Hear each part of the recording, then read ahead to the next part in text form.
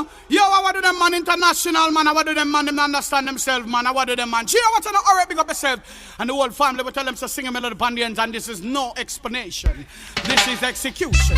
Yeah, man. I want to them. When I was in Libya, 86 nations were meeting there. And I spoke before those 86 nations and told them my experience and warned Secretary of State Schultz and Attorney General Edwin Meese and Ronald Reagan, President, not to attack Libya. Unfortunately, they paid us no attention, naturally. So the most expensive assassination attempt in the history of the world, second only to this latest assassination attempt, which, according to all the news, brought a successful conclusion from NATO, the UN, and America's point of view. But your joy, I hate to say, your joy will be short-lived.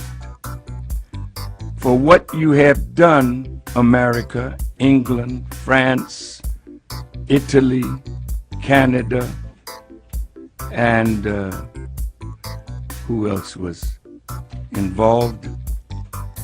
4 great nations, plus some of the Arab League, Qatar, and others. You have set in motion something that will ultimately bring about the destruction, first, of the UN. Here now, the UN scrambling to tell the world you want to really know what happened to Muammar Gaddafi, a sitting head of state that this weak United Nations, Ban Ki-moon, and American tutelage and the vote of the Security Council that there would be a no-fly zone to stop Gaddafi's planes from flying. Well, you were going to protect humanitarian relief, but you succeeded in being the author of the assassination of a sitting president or ruler of his country. Well, what are the consequences of such an act? None of us can trust the United Nations again because it is a pawn of the Western world. No nation that had weapons of mass destruction would dare give them up as Muammar Gaddafi gave up his. You can forget it with North Korea. You can forget it with Pakistan. You can forget it with any nation that has them. And now any nation that does not have weapons of mass destruction will be clamoring to get them, because that means that is the only protection they have from these wicked witches of the West. So you've earned now a great war that is on the horizon.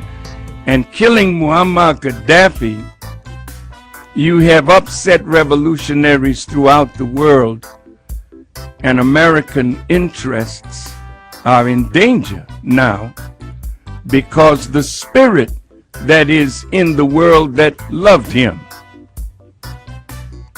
will be to do harm to American interests. Well, is that your spirit, Minister Farrakhan? I don't need weapons. The weapon that I have is the tongue that God gave me, and the word that he gave me to speak, and the warning that he gave me to give America and the world. No, I don't have that in my heart, but the scripture is very clear. Vengeance is mine, saith the Lord, and you are about to reap all that you have sown and then some.